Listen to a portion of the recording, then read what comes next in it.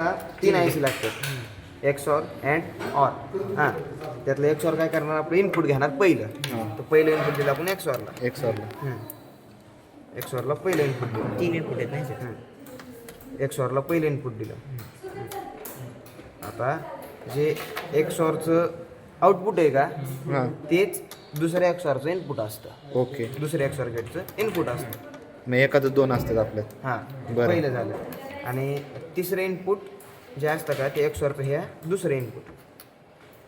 बघू रे डायग्राम काढ बरं. हे दुसरं इनपुट. हां बरोबर आहे ना? हां बरोबर आहे. तिसरं इनपुट आपल्या XORचं दुसरं इनपुट. हां. आता आपल्याला दोन अँड गेट लागतात. बरं.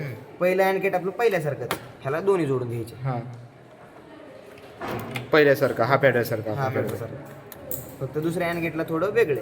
हां दुसऱ्या अँड गेटला काय करायचं तर ह्याचे दोन्ही जोडायचे.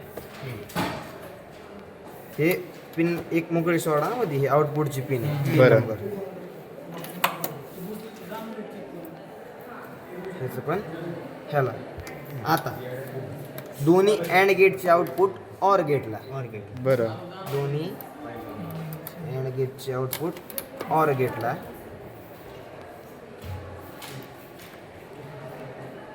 ऑर गेटला. आता आपल्याला अजून दोन वायर पाहिजे.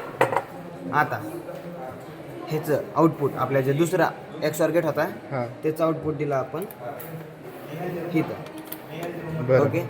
आणि आपल्या ह्या ऑर गेटचं आउटपुट दिलं इथं. आता झालं आपलं गेट. झालं होय. झालं. लय स्पीडमध्ये घेतलं माझ्या. तीन इनपुट आहेत 1 0 1 1 1 0 0 1 हां 1 1 0 0 1 1 1 1 1 1 1. ओके.